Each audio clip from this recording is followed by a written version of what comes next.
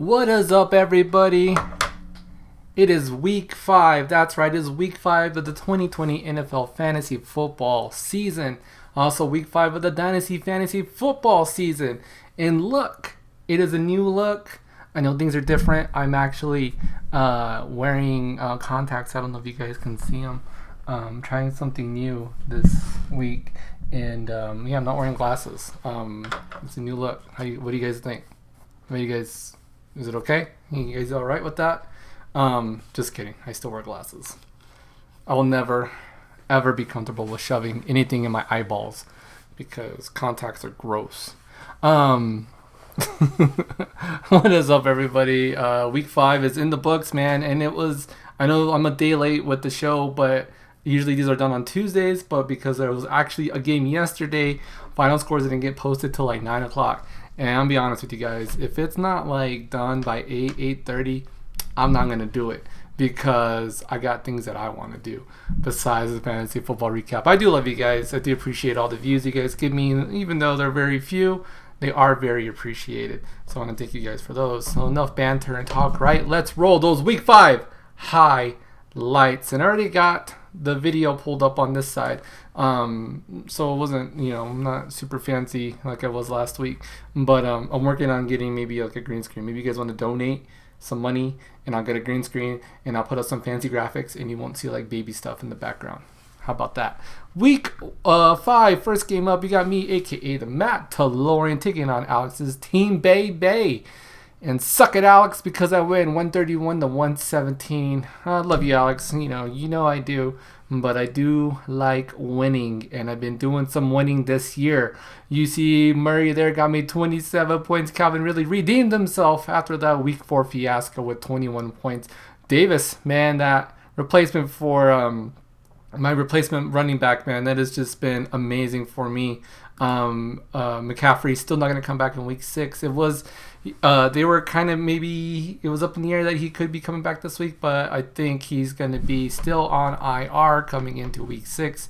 We'll be happy to start him again. I'm going to be conflicted on who I'm starting in week 7 when that comes around. And I do believe they have a game in week 7. I'll click on Mr. Davis's profile right here and make sure that I am not BSing myself. I clicked on the wrong one there. I'm not supposed to click on that one. I'm supposed to click, what is it on? The little note here, right? There we go. So yeah, I don't got a bye week with him until week 13 with the Panthers. So next couple weeks can be very interesting. Mike Davis killing it, man. Also got Travis Kelce there with 24 points. Lutz with 15, but he's coming up on a bye week, so I'm going to be playing the guessing game of who I'm going to start this week in my kicker position. 15 points is pretty good for a kicker. You see some duds there still, though. I got Smith-Schuster there with 6 points. Man, I traded for McKinnon. I traded for the wrong running back, and it came back to bite me. Thankfully, I didn't need him. 2 points for McKinnon. Not too great. He's my backup running back going forward. I needed to have some depth on the bench. That's why I picked him up. I didn't mind losing Aaron Rodgers. Of course, I will mind it if my quarterback gets injured. You look at Alex's team. He had Patrick Mahomes with 30 points, Lamb at 20, 17 from Woods. Solid 3-player output right there, but the rest of the team just didn't do it. Stephon Diggs was the only other shining star for Alex with 20.6 points. So there you go. Who did Alex leave on the bench? Fitzpatrick, but you already had a quarterback. You had Gallup there with 11. You could have thrown him. Nope. You maxed out your wide receiver positions, and you had a good you had your flex position in a solid outing there. So there's nothing you could have done with Gallup. Just wasn't in the books for you to win this week. You see there, I left Anderson, Gesicki, and Gaskin all on the bench. I could have easily replaced McKinnon, had 20 points with him, and replaced Schuster with Anderson there, and I would have had an even higher point total. I left, and I had negative 1 point with Kansas City defense. I might as well just not have picked up a defense. Frustrating. Week 5 still. Game 2. Freddie riding high here with a close call. 128.96 to 128.16. Not even a point here. I think this is the second win that Freddie's gotten with less than a point. That's just crazy. So Freddie gets his 3rd straight win in a row, thankfully.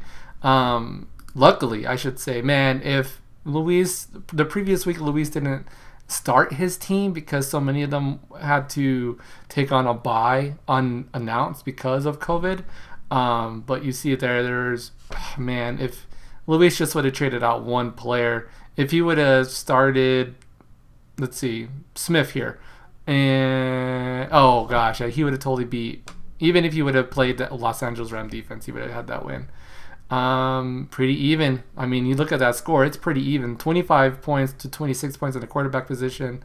Tyler Lockett only at 8 points, 19 points there. This is what hurt Luis. This is what lost him the game. There's 0.8 points from Johnson here. Not too. It was a one reception, -2 yards. Deontay Johnson just killed it for Luis. He could have had a win. If he wouldn't have got that -2 points, Luis would have still lost that game. that -2, that -0.2. Look at this. Running backs 19, both for Kamara. And this is the lowest point total for Kamara, I believe, all season. Let's check on that. 23, 38, 44, 20, 19. Wow. He finally falls below 20 points. He will be back up and playing pretty good again. That's my official terminology. Let's go to the game 3, and I cannot believe this. Poor Johnny cannot catch a break. Loses his 5th straight, this time to Bravos football, 141 to 127. Where did Johnny falter? Look at Johnny's team. He scored 127 points, and not one player on his starting lineup scored below 10 points. But you look at this, though, nobody scored above 20. 18 points for Allen, Fuller 15, Devontae Parker on 13. Any other time, Johnny, this would have been okay. You look at your starting lineup, you can't be upset. It's just nobody really outperformed or like just put up a crazy amount total. You look at Bravo's team. The lowest point total he had was in his tight end position. He had 3.2 points. I did trade him. Aaron Rodgers, who was on a bye, he will be playing next week, so I'll be interested to see if Bravo's going to insert him into a starting lineup there. He has Carson Wentz there with 19 points. Moore with 19. Robinson with 19. 23 from Ezekiel Elliott. Just a bad week for the Cowboys. I know they won, but man, seeing that go down with that injury was just tough. And I'm not even a Cowboys fan. You had Robinson there with 10 points and 26 points. It's pretty much won you the game with the Baltimore defense. Good job, Bravo. Moving on to Game 4. Game 4 saw the battle of the Titans, the undefeateds. My fair Brady taking on Chris, Fresh Prince of Hell Air. Somebody had to lose this game, and it was Chris, 156 to 95. I think this is Chris's lowest point total in the whole season. Joe picks up the win and his first, I believe, player of the week. I'll double check the scores in just a little bit. You see the point totals there for Joe. Really, nobody killed it. I mean, 20 points is pretty good. 27 for Metcalf, really good. Nobody cracked 30. So 156 points, when nobody's scoring over 30 points on your team, is really awesome on that average player per point total. The only thing that was below was 6 points from your Tampa Bay defense. -2 points for the San Francisco defense is what hurt Chris. 5 points in his flex. 5 points here in his starting wide receiver. Just did not compete. He left Sanders on the bench, who had 23 points. Herbert on the bench. Oh, well, I mean, you started. I can't blame you for starting Russell Wilson. 2-point total difference there. You can't get yourself for that. Sometimes you're just meant to lose games. And that's what happened in this one. Joe remains undefeated, 5-0. There are 2 undefeated teams left. Going into the last game of the week, you got the Beckham Steamers taking on Brian, a.k.a. insert name here, all the way out in Utah. He is the one that had Dak Prescott, so he will probably be starting his new quarterback going into next week. Who does Brian have? He has Mr. Tom Brady left. So it looks like Tom Brady will be getting the starting job this week for Brian. Not too. You see a lot of players on bye. He only had one player who had points, and that was Tom Brady on the bench. Nothing you could do there. 1.6 Zach Ertz. That hurts. I didn't mean to do that. That hurts. You would hope Ertz would put up at least 10 points, and he's kind of been all over the board this year. He had 10 points in the first game, 9, 14, 6, and 1.